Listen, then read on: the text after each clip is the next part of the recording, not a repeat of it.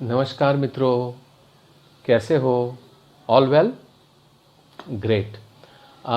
Video के शुरुआत में जो लीगल डिस्क्लेमर दिया है, आप में से कितने लोगों ने पढ़ा?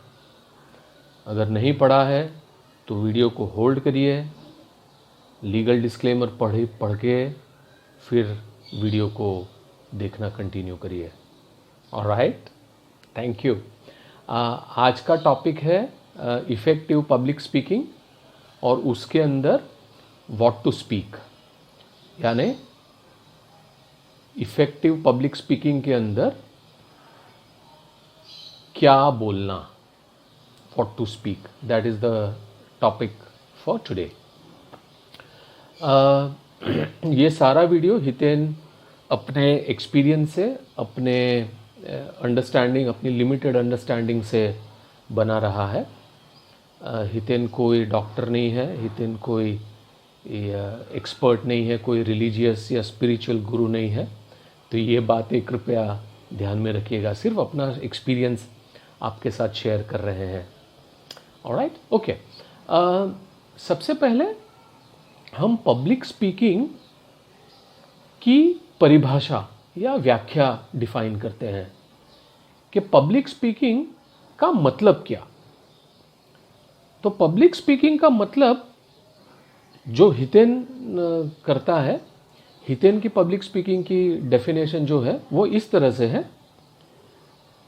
दो या ज़्यादा व्यक्तियों के साथ किया गया विचारों का आदान प्रदान। अब इसमें रिलेवेंट पॉइंट्स क्या है ये समझिए।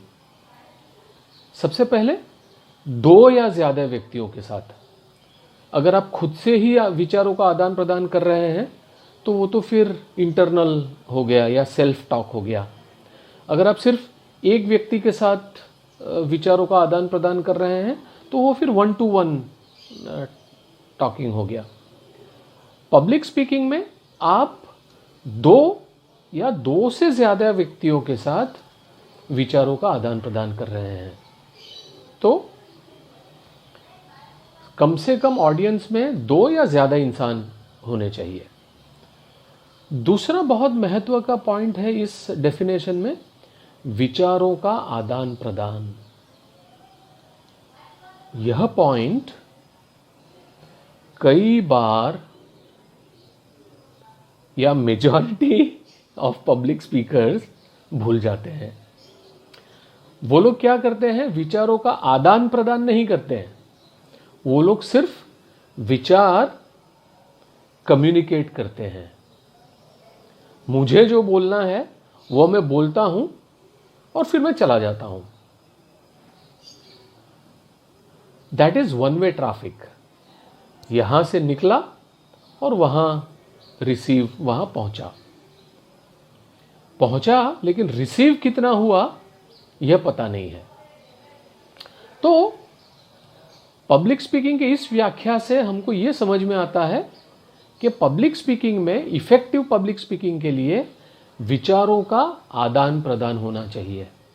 यानी हमेशा आप अपने ऑडियंस से विचार दे रहे हैं, वो लोग विचार कितना समझ रहे हैं इसका भी आप फीडबैक ले रहे हैं, और आपके विचारों से वह कितने सहमत है या कितने असहमत है वह भी आप फीडबैक ले रहे हैं। सो पहला ही सबसे इंपॉर्टेंट चीज, public speaking is with 2 or more audience, exchange of thoughts। समझ में आ गया? ये एक्सचेंज, ये आदान प्रदान, यह पॉइंट बहुत इंपॉर्टेंट है। ऑलराइट, अभी हम एक करते हैं कि पब्लिक स्पीकिंग तीन किस्म की होती है, ऐसे समझ लीजिए। एक तो bad public speaking, good public speaking and effective public speaking. Bad public speaking में आप वह आएंगे कि कंटेंट ठीक नहीं है, कंटेंट रेलेवेंट नहीं है, ऑडियंस के रेलेवेंट नहीं है, फ्लो ठीक नहीं है, वॉइस मॉड्यूलेशन ठीक नहीं है, बॉडी लैंग्वेज ठीक नहीं है, मतलब सारे पैरामीटर पर वह स्पीच खरी नहीं उतरती, उसे हम बैड पब्लिक स्पीकिंग कहेंगे और उसको हम फिर ज़्यादा ध्यान नहीं देंगे, उसको हम वहीं पर छोड़ देंगे। अब हम डिफरेंस लेते हैं between good public speaking and effective public speaking, क्योंकि यह भी बहुत इंपॉर्टेंट पॉइंट है, difference between good public speaking and effective public speaking, यानी अच्छी पब्लिक स्पीकिंग और प्रभावशाली पब्लिक स्पीकिंग।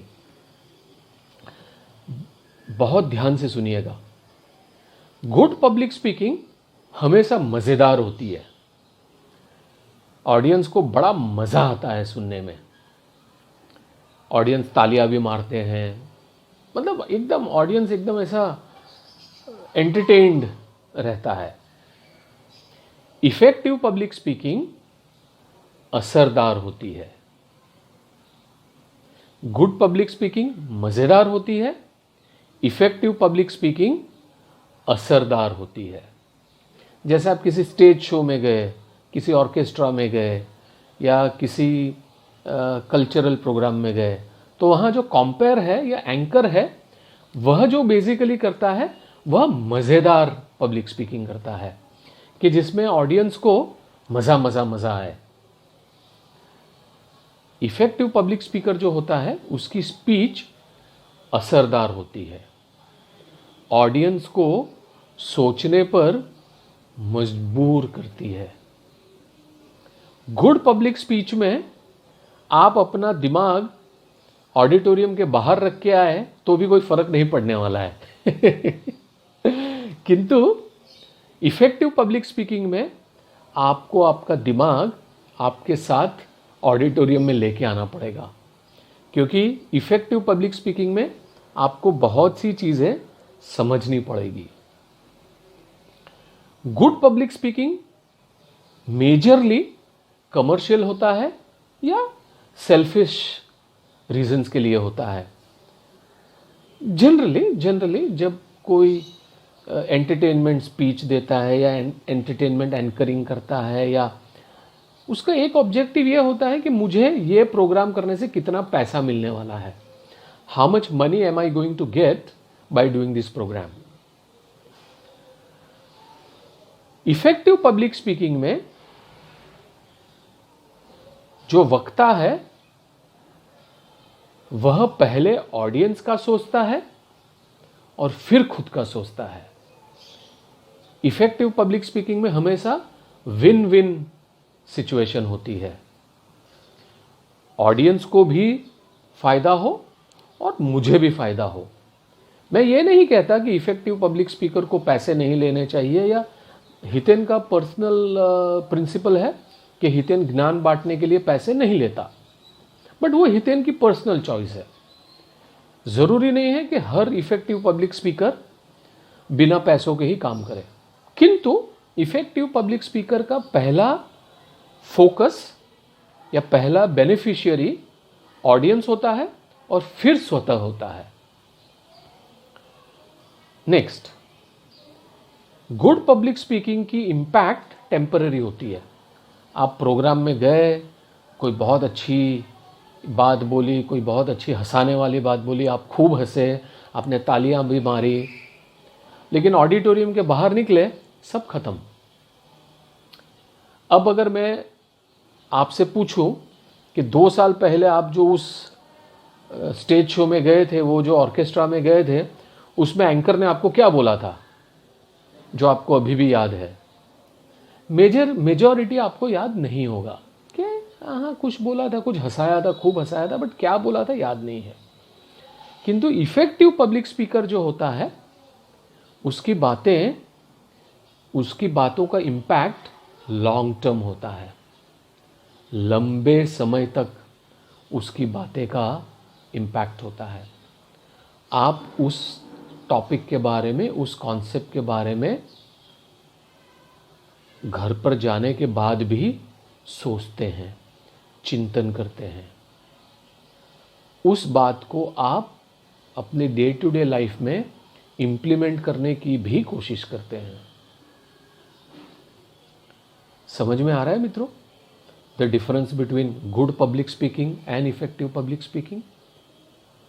ज़्यादातर जो पब्लिक स्पीकिंग के वर्कशॉप्स होते हैं या ज़्यादातर जो हम इंटरनेट के ऊपर वीडियोस देखते हैं वह आपको गुड पब्लिक स्पीकर बनाता है, किंतु इस वर्कशॉप में हम जो कवर करेंगे वह इफेक्टिव पब्लिक स्पीकिंग कवर करेंगे, जिससे आपकी स्पीच असरदार बने, आपकी स्पीच का इम्पैक्ट लॉन्ग टर्म तक रहे, आप विन विन सोचें।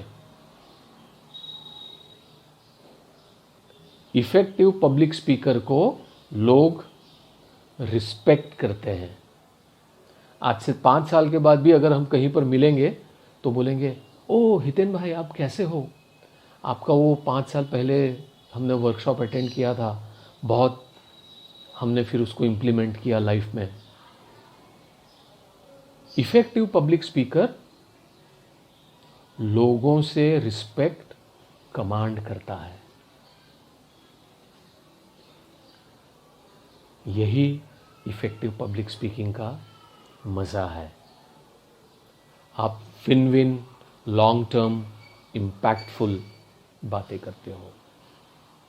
ओके, नेक्स्ट टॉपिक के ऊपर आगे बढ़े मित्रों।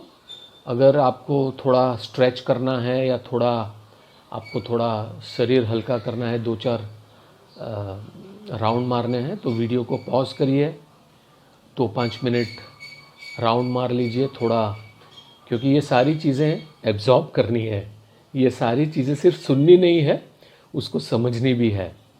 तो जब भी आपको इच्छा लगे तो वीडियो को पॉज करिएगा, थोड़ा फ्री लूज़ होके आइएगा और फिर वापस वीडियो को देखना शुरू कीजिएगा। Okay, alright. अब जो ये इफेक्टिव पब्लिक स्पीकिंग है, इसके प्राइमरीली 3 डायमेंशंस हैं। व्हाट टू स्पीक, क्या बोलना है, हाउ टू स्पीक, कैसे बोलना है, वाई टू स्पीक, क्यों बोलना है। व्हाट टू स्पीक यानी आप अपनी स्पीच में क्या बोलने वाले हो, किस टॉपिक के बारे में बोलने वाले हो, किस ऑडियंस के बारे में बोलने वाले हो, कितना समय बोलने वाले हो। समझ में आ रहा है? All the hard skills of public speaking. How to speak, ज़्यादातर जो पब्लिक स्पीकिंग के वर्कशॉप्स होते हैं वो हाउ टू स्पीक पर ही ज़्यादा फोकस करते हैं। आप कैसे बोलने वाले हैं, आपकी बॉडी लैंग्वेज कैसी होगी, आपका वॉइस मॉड्यूलेशन कैसे होगा, आपका टोनालिटी कैसे होगा, आप पॉइंट्स को कैसे एम्फसाइज करोगे, आपके शोल्डर का प्लेसमेंट कैसे होगा, आपका नेक का प्लेसमेंट कैसे होगा, वगैरह वगैरह वगैरह।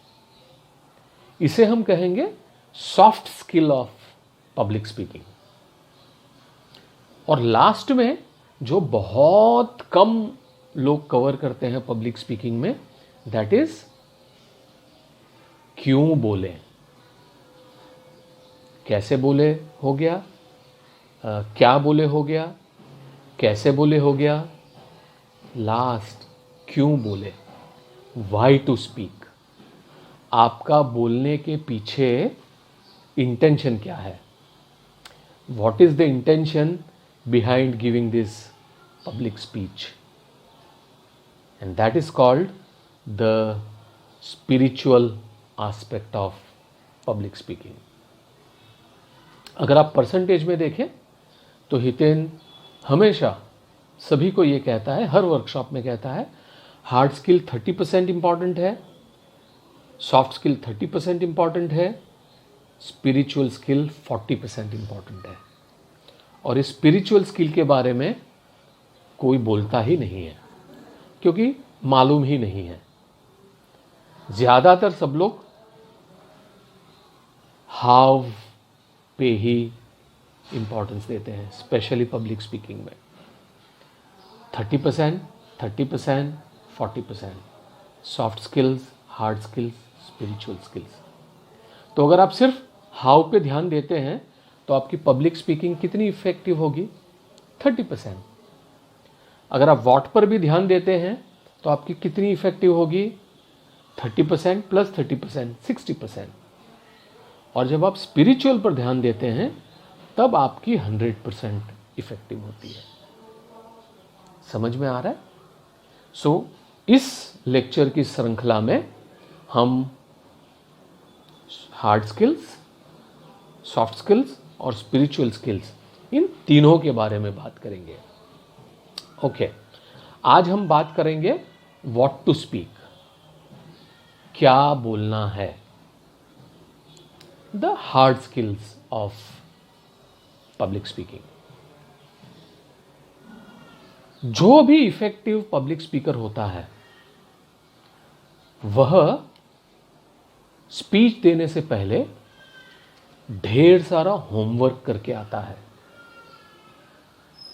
जिस भी टॉपिक के बारे में आप बोलने वाले हो, जो भी कंटेंट, प्लीज ये सोचिएगा, कंटेंट बहुत इंपॉर्टेंट है। Content is the king. आप क्या बोलने वाले हो, उसका जो कंटेंट है वह बहुत लॉन्ग टर्म इम्पैक्टफुल रहेगा। अदरवाइज लोग टेम्पररीली खुश होंगे, तालियां मारेंगे, घर जाके सब भूल जाएंगे। लेकिन अगर आपका कंटेंट स्ट्रांग है और अगर आपकी स्पीच ज़्यादा पावरफुल भी नहीं है तो भी आपकी स्पीच लॉन्ग टर्म तक इम्पैक्टफुल रहेगी। तो क्या बोलना है? तो आपका कंटेंट बहुत स्ट्रांग होना चाहिए। और कंटेंट तभी स्ट्रांग होता है जब आपका हार्डवर्क, जब आपने स्पीच के बारे में ढेर सारा रिसर्च किया है, तभी आपका कंटेंट स्ट्रांग हो सकता है। हितेन जनरली यह रूल ऑफ थंब अप्लाई करता है कि जितने भी समय का उसको स्पीच देना है उससे 10 गुना ज़्यादा समय वह कंटेंट प्रिपरेशन में लगाता है। यानी अगर हितेन को 1 घंटा बोलना है तो हितेन कम से कम 10 घंटे का समय कंटेंट क्रिएशन पर लगाता है, रिसर्च करता है, टॉपिक के बारे में इंटरनेट पर ढूंढता है, टॉपिक के बारे में किताबें पढ़ता है, टॉपिक के बारे में स्क्रिप्ट बनाता है, टॉपिक को, स्क्रिप्ट को फिर से रिवाइज करता है, क्या इंपॉर्टेंट पॉइंट है उसको अंडरलाइन करता है। कंटेंट बहुत इंपॉर्टेंट है। सो सबसे पहले स्थान पर अगर हितेन किसी चीज़ को बोलेगा तो वो बोलेगा कि क्या बोलना, उसमें सबसे महत्व का पार्ट है कंटेंट। इसीलिए काफ़ी बार हितेन, जब भी आप लोग पूछते हो फीडबैक, तो हितेन हमेशा बोलता है content to improve. Content to improve यानी आप जो कॉन्सेप्ट बोल रहे हो उसके लिए पर्याप्त डाटा अवेलेबल होना है। ओके। दूसरा इंपॉर्टेंट पॉइंट है आप किसके लिए बोल रहे हो या किसके सामने बोल रहे हो। तो हितेन हमेशा जब भी कोई भी स्पीच देता है उसके पहले उस ऑडियंस का सोशियो इकोनॉमिक क्लासिफिकेशन करता है। डरिए मत, बहुत बड़ा शब्द है, अभी समझाता हूं क्या है। What is socio economic classification, SEC जिसे कहते हैं। सोशियो इकोनॉमिक क्लासिफिकेशन यानी आपके ऑडियंस का बैकग्राउंड, आपके ऑडियंस का on an average educational background क्या है, आपके ऑडियंस का ऑन एन एवरेज इनकम क्या है, आपके ऑडियंस ऑन एन एवरेज किस प्रकार के घरों में रहते हैं, आपका ऑडियंस ऑन एन एवरेज किस तरह की लोकेलिटी में रहता है, आपका ऑडियंस ऑन एन एवरेज किस तरह का खाना खाता है, आपका ऑडियंस ऑन एन एवरेज किस तरह की रेस्टोरेंट्स में जाना पसंद करता है,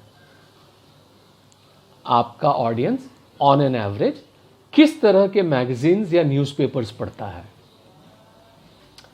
आपका ऑडियंस ऑन एन एवरेज किस तरह के टीवी प्रोग्राम्स देखता है, आपका ऑडियंस ऑन एन एवरेज किस तरह के फैमिली बैकग्राउंड में जीता है। यह सारा होमवर्क हितेन स्पीच देने से पहले करता है। तब हितेन को पता लगता है कि जो ऑडियंस है वह ऑडियंस किस लेवल का ऑडियंस है। मान लीजिए एक एग्जाम्पल है, इसमें कोई अच्छा बुरा बड़ा छोटा का बात नहीं है, सिर्फ हम किस तरह से इफेक्टिव करें इसके बारे में बात है। तो इसमें किसी भी कम्युनिटी का या किसी भी तबके का या किसी भी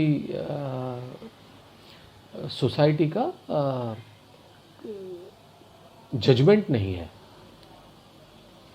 मान लीजिए हितेन स्पीच देने जा रहा है low class lower income class community में, और वहाँ पर अगर वो बातें करेगा रॉल्स रॉयस की या बातें करेगा गुची की या बातें करेगा रोलेक्स की, तो क्या वो ऑडियंस समझ पाएगी उसकी बात को? नहीं समझ पाएगी। आपको बात वैसी करनी है जो आपका ऑडियंस समझ पाए। मान लीजिए हितेन वर्कशॉप कर रहा है स्कूल के बच्चों के लिए और वो बातें करता है हाई लेवल ऑफ पॉलिटिक्स की, या बातें करता है स्पिरिचुअलिटी की, या बातें करता है स्टॉक एक्सचेंज की, तो क्या स्कूल के बच्चे उसे समझ पाएंगे? नहीं समझ पाएंगे। या फिर हितेन अगर कोई बहुत ही आईआईटी जैसे या आईआईएम जैसे जगहों पर मान लीजिए स्पीच देने को जा रहा है और वहाँ पर वो बात करें स्टैंडर्ड सेकंड या स्टैंडर्ड थर्ड के बच्चों के लेवल की, कि बच्चों 2+2 कैसे होता है, 4 होता है, कैसे होता है, तो पहले ये 2 को आप रखिए, फिर ये 2 को रखिए, फिर उनको जोड़िए तो 4 होगा। ये स्टैंडर्ड 1 सेकेंड फर्स्ट सेकेंड के लिए ठीक है। क्या आईआईटी के स्टूडेंट्स को ये बात बोली जा सकती है? नहीं बोली जा सकती। आपको उनको उसी तरह की कंटेंट बोलना पड़ेगा। सो हमेशा आपके ऑडियंस के बारे में पहले रिसर्च करके आइए। जब आप ऑडियंस के बारे में रिसर्च करके आएंगे तो आपकी स्पीच, आपका कंटेंट, आपके एग्जाम्पल्स सारे रेलेवेंट होते जाएंगे और ऑडियंस उसको समझते जाएगा। एक इफेक्टिव पब्लिक स्पीकर इस लेवल का भी बात कर सकता है, इस लेवल का भी बात कर सकता है, डिपेंडिंग ऑन द ऑडियंस। और ऑडियंस के हिसाब से वो अपनी बातों को टेलर मेड करता है।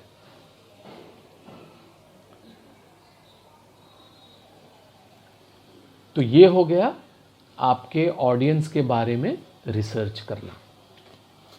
बहुत इंपॉर्टेंट, बहुत इंपॉर्टेंट। नेक्स्ट पॉइंट आता है, आप जो भी कंटेंट बोल रहे हो वह ऑडियंस समझ पाएगा या नहीं समझ पाएगा। हितेन पूरी अपनी सीक्रेट्स बता रहा है आपको।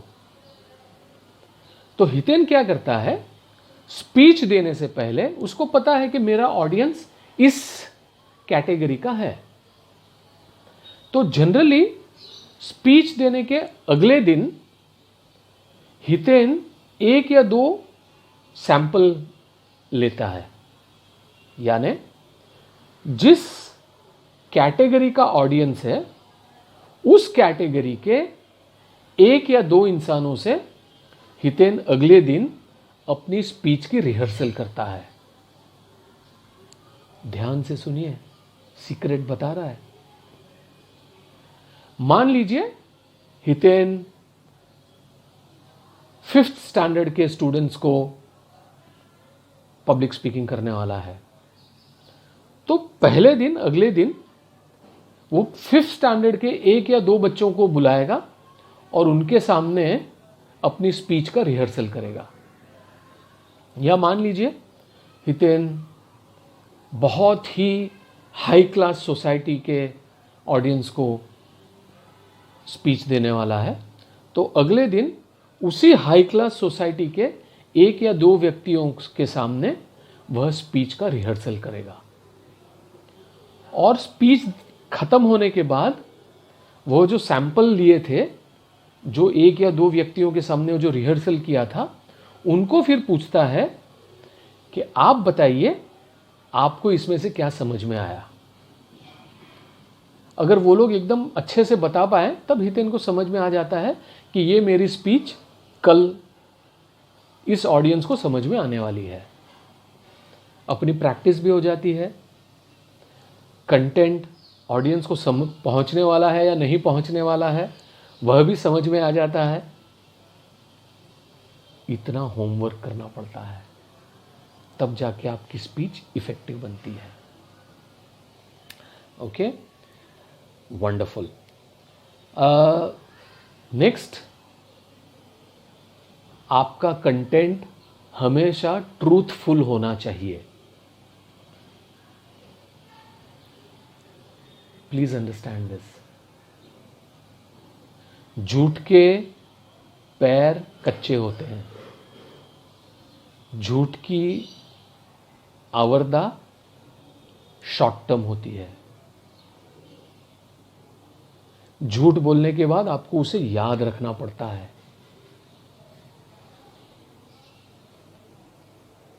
जब आपका कंटेंट सत्यपूर्ण है, जब आपका कंटेंट में सच्चाई है, तो आपको याद रखने की ज़रूरत नहीं है। 5 साल के बाद भी अगर आपको उस टॉपिक पर कोई भी क्वेश्चन पूछेगा तो आप वही जवाब दोगे जो आपने 5 साल पहले दिया था। समझ रहा है? जो भी आप एग्जाम्पल दोगे हमेशा सच्चाई वाले एग्जाम्पल दीजिएगा, वही बात बोलिएगा जो सच है।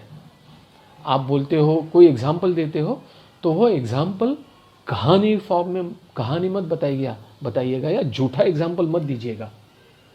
अपने ऑडियंस को चीट मत करिएगा। जो भी है सत्य बोलना। जब आपका कंटेंट ट्रूथफुल होगा तो आपका वाइब्रेशन उसी तरह से निकलेगा। यह हम spiritual aspect of public speaking में इसके बारे में डिटेल में बात करेंगे, वाई वाले एस्पेक्ट में बात करेंगे। अभी सिर्फ इसको एक रेफरेंस के तौर पर समझ लीजिए। कोई भी प्रॉमिस आप करते हैं आपकी पब्लिक स्पीच में, तो तभी प्रॉमिस करिएगा जब आप उस प्रॉमिस को निभाने वाले हो। ऐवे ही बोलने के लिए मत बोल दीजिएगा, नहीं तो आपकी क्रेडिबिलिटी, आपकी रेपुटेशन डाउन हो जाएगी। लोग एक बार दो बार तो सुनने आएंगे आपका स्पीच, आपका लेक्चर, लेकिन फिर नहीं आएंगे। बोलेंगे क्या यार, झूठ बोलता है, जो बोलता है वो करता नहीं है। वही बोलिएगा जिसमें आप बिलीव करते हो, वही बोलिएगा जो आप स्वतः प्रैक्टिस करते हो। मैं खुद रोज के 10 गुलाब जामुन खाता हूं और स्पीच देता हूं कि गुलाब जामुन सेहत के लिए कितना हानिकारक है। या मैं रोज दिन की 50 चाय पीता हूं और मैं लेक्चर देता हूं कि चाय नहीं पीनी चाहिए, चाय शरीर के लिए कितनी हानिकारक है। तो क्या मेरी स्पीच ऑडियंस को पहुंचेगी? यही बोलना है जिसमें आप बिलीव करते हो, जिसे आप अपने जीवन में यूज़ करते हो। अंग्रेजी में कहावत है ना, प्रैक्टिस व्हाट यू प्रीच। जो बोलते हो वह करो, और वही बोलो जो आप करते हो। बहुत इंपॉर्टेंट, बहुत इंपॉर्टेंट। ओके, अब हितेन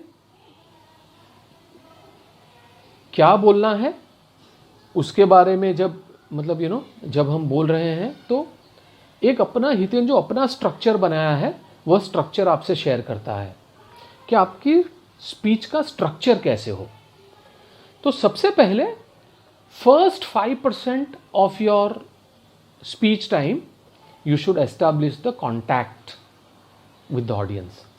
ऑडियंस के साथ आपको कॉन्टैक्ट एस्टैब्लिश करना है। कैसे कॉन्टैक्ट एस्टैब्लिश करना है वो कल हाउ में हम सीखेंगे। आज सिर्फ हम कॉन्टैक्ट के बारे में बात करेंगे। तो first 5% establish the contact with the audience. उसके बाद 2%, पहले 5% में कॉन्टैक्ट हो गया ऑडियंस के साथ एस्टैब्लिश। उसके बाद 2% में आप क्या बोलने वाले हो उस टॉपिक के बारे में बता दीजिए। तो आप बोलोगे कि आज मैं इस टॉपिक पर बोलने वाला हूं। इवन डिजिटल माध्यम में भी आप कॉन्टैक्ट एस्टैब्लिश कर सकते हो। जैसे आज लेक्चर के शुरुआत में हितेन ने कहा ना कि आप में से कितने लोगों ने लीगल डिस्क्लेमर पढ़ा है। नहीं पढ़ा है तो वीडियो पॉज करिए, लीगल डिस्क्लेमर पढ़ के फिर आइए। ये बेसिकली और कुछ नहीं था, आपसे कॉन्टैक्ट एस्टैब्लिश करने का जरिया था। इसके बारे में और कल बात करेंगे, हाउ में बात करेंगे। तो first 5% contact, next 2% just heading of what you are going to speak, 60% the content. आप जो भी बोलने वाले हो, जो भी टॉपिक के बारे में बोलने वाले हो, जो भी कॉन्सेप्ट बोलने वाले हो, वह रफली 60% of your speech. Next 25% should be example. ज्यादातर पब्लिक स्पीकर एग्जाम्पल नहीं देते। एग्जाम्पल नहीं देने से आपका कॉन्सेप्ट या आपकी स्पीच ऑडियंस समझ नहीं पाता या ऑडियंस उसे एब्जॉर्ब नहीं कर पाता। किंतु जब आप एग्जाम्पल देते हैं तब ऑडियंस समझ पाता है। तो अगर 60% टाइम अगर आप कॉन्सेप्ट के ऊपर दे रहे हैं तो हितेन 25% टाइम एग्जाम्पल पे देता है। एग्जाम्पल जो आपका ऑडियंस समझ पाए, तब जाके आपका कंटेंट ऑडियंस एब्जॉर्ब कर पाएगा। समझ रहे हैं? 5% establishing the contact, 2% heading, 60% content delivery, 25% example, and last 8% summarising your speech.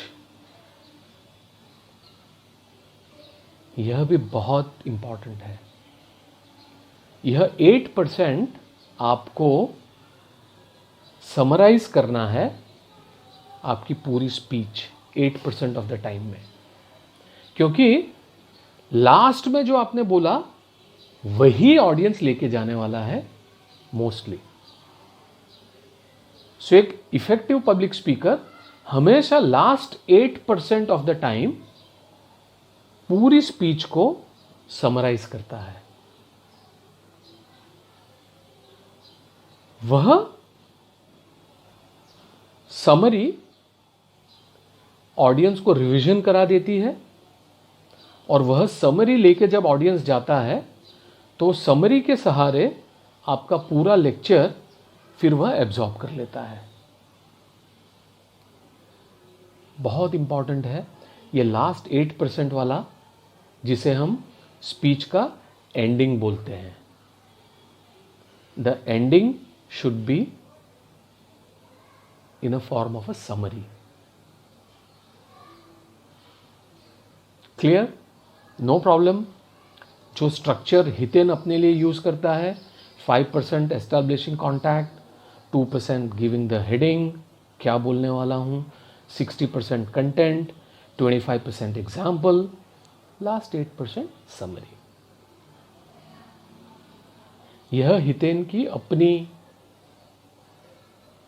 Style of public speaking है.